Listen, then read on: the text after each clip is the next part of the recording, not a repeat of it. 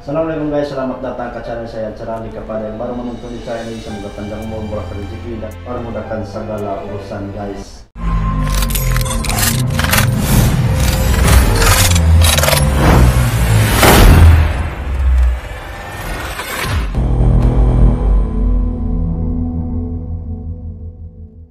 Jadi yang kawan-kawan saya di luar sana, friends saya, subscriber saya, apa kabar semuanya guys? Semoga senantiasa semuanya sehat-sehat di sana guys. Kita doakan yang baik-baik supaya menjauhi penyakit-penyakit yang tidak diingini. Sebab sekarang ini ada banyak macam-macam penyakit yang keluar. Oke, ada satu video ini saya akan membuat reaksi. Dia daripada channel analisis pertahanan guys. Jangan lupa juga subscribe dia punya channel. Dan dia punya tajuk video ini, kabar gembira analisis pembelanjaan alutsista TNI tahun 2021 guys. Itu dia punya tajuk. Oke guys, sebelum itu siapa yang belum subscribe tekan tombol merah supaya tidak ketinggalan saya punya video-video seterusnya. Yang sudah subscribe itu terima kasih.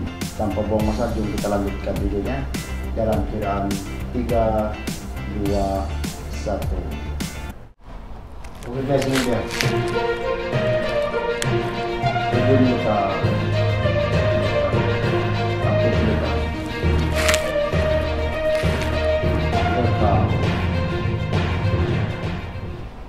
Kembali lagi sahabat YouTube. Kali ini kami akan memberikan satu info tentang analisis pembelanjaan alutsista TNI pada tahun ini. Baru saja ada kabar baik. Pemerintah menyetujui anggaran khusus pembelian alutsista untuk tahun 2021 sebesar 20,7 miliar US dollar atau setara dengan 298,08 triliun rupiah melalui pinjaman luar negeri (PLN). Jika anggaran ini dikaitkan dengan pembelian 36 jet tempur Rafale dan 6 kapal perang frame, maka masih terbuka peluang untuk memperoleh alutsista strategis lainnya seperti 12 jet tempur F-15 Eagle II, 8 kapal perang fregat Mogami Class dari Jepang, 4 kapal selam dari Perancis atau Jerman, dan lain-lain. Sebentar, jangan kemudian lantas bilang gede amat, atau banyak banget. Penjelasan sederhananya begini. Anggaran sebesar 20,7 miliar US dollar itu uangnya ada di pinjaman luar negeri, tidak ada di kas APBN. Nanti kita yang bayar cicilan dengan limit bisa 25-30 tahun dengan bunga ringan, soft loan. Dan ini setara dengan nilai manfaat atau kegunaan investasi alat pertahanan yang bisa mencapai umur ekonomis dan teknis 30 tahun. Pemerintah Perancis diprediksi akan menanggung 80-90% dari nilai kontrak pembelian alutsista Made in Prancis, yang kemudian menerima cicilan pembayaran dari pemerintah Indonesia dengan durasi 25-30 tahun. Semua diawali dengan kontrak efektif di mana pihak pembeli alutsista membayar uang muka. Jepang sudah memberi lampu hijau soal soft loan ini. Kalau tercapai kesepakatan membeli 8 fregat Mogami Class, maka model angsurannya persis seperti Perancis. Sekedar catatan, KRI Irian, kapal terbesar jenis penjelajah yang dibeli dari Uni Soviet di era Trikora tahun 1962, cicilannya baru lunas tahun 1984. Beli 40 jet tempur Hawk dari Inggris tahun 1990, baru lunas tahun 2014. Dengan anggaran sebesar itu, maka tahun 2021 ini Kementerian Pertahanan sedang dan akan belanja besar dengan pola G2G, antar pemerintah. Artinya kita akan mendapatkan kabar yang menggembirakan dalam program menguatkan otot alutsista tentara kita. Yang sudah mendapat lampu hijau dari Kementerian Keuangan, Ibu Sri Mulyani adalah pengadaan 2 unit pesawat jet tanker pengisian BBM di udara untuk jet tempur TNI AU. Saat ini kita hanya memiliki 1 unit pesawat tanker Hercules, karena 1 Hercules tanker yang lain jatuh ketika take off di Medan, 10 tahun lalu. Jadi harus ditambah dengan prioritas cepat datang. Juga sudah ada kepastian kontrak pengadaan 5 pesawat Hercules tipe J dari Padesam dan puluhan radar jenis GCI. Wah, belanjanya borongan Pak Sultan. kata gadis front office produsen alutsista dengan mata berbinar indah karena produk perusahaannya laku besar.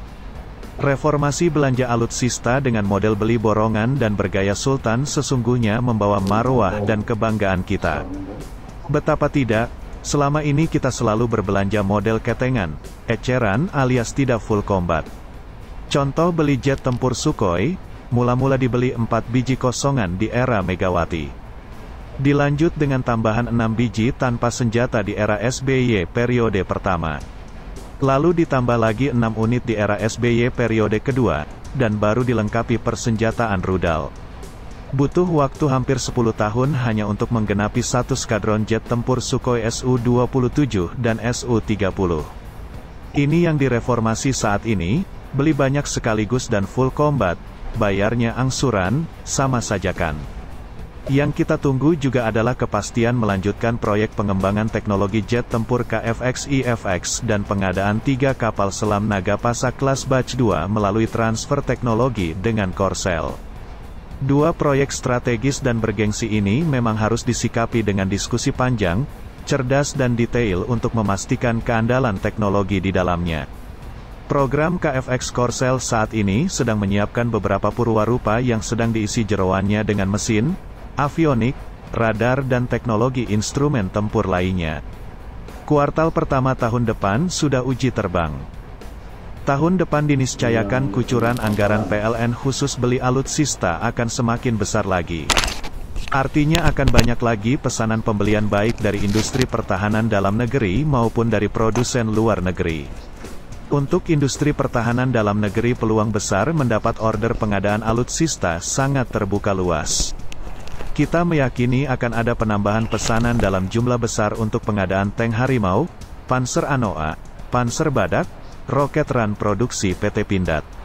Prediksi ke depan dan dalam waktu singkat seluruh industri pertahanan dalam negeri akan panen raya pesanan berbagai jenis alutsista. Saat ini saja PT PAL paling ramai pesanan. BUMN Matra Laut ini sedang mengerjakan pembangunan 3 kapal cepat rudal, KCR. 60 meter paket lengkap, pembangunan 2 kapal perang jenis LPD, landing platform dock, rumah sakit dan overhaul kapal selam KRI Cakra.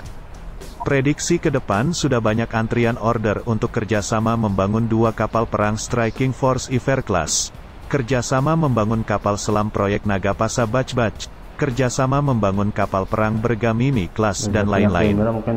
Masa depan PT PAL sangat diyakini menjadi titik tumpu penguasaan teknologi pembuatan kapal perang jenis KCR, LPD, korvet, fregat dan kapal selam. Industri pertahanan swasta nasional juga sedang mekar bercahaya. Semua galangan kapal swasta nasional mendapat berbagai order pembangunan sejumlah kapal patroli cepat, KAL, kapal Bakamla, kapal KKP, kapal Bea Cukai, kapal Polairut, dan merawat inap beberapa kapal perang jenis LST Lawas. Bahkan ada industri pertahanan swasta nasional yang berinisiatif membuat tankbot dan kapal perang trimaran yang sangat dinantikan kehadirannya. Dan ini tolong dicatat dan diingat, bahwa sepanjang sejarah perjalanan Republik, baru 10 tahun terakhir ini industri pertahanan dalam negeri baik BUMN maupun swasta nasional bangkit, berkembang pesat dan sudah mampu menguasai sejumlah teknologi alutsista canggih. Luar biasa, sebuah kebanggaan nasional tapi luput dari pemberitaan.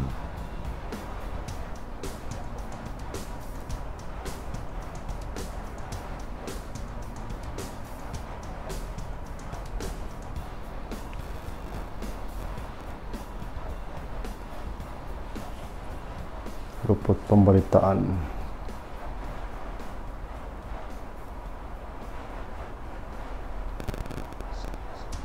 Sekian sedikit info yang dapat kami sampaikan. Semoga negara kita semakin jaya dalam bidang alutsista pertahanan negara. Jika ada kritik dan saran silahkan ditulis di kolom komentar. Dan terima kasih kami ucapkan kepada seluruh sahabat YouTube yang selalu setia sama kami. Sama-sama.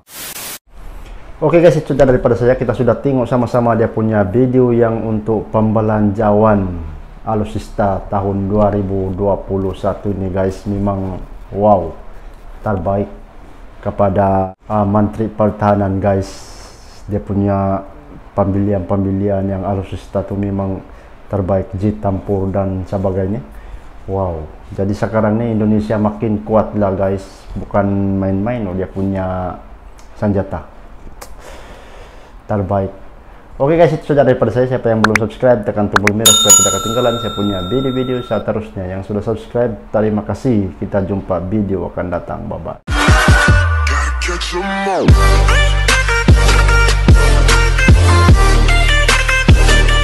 Terima kasih karena sudah subscribe. Jangan lupa tekan tombol lonceng.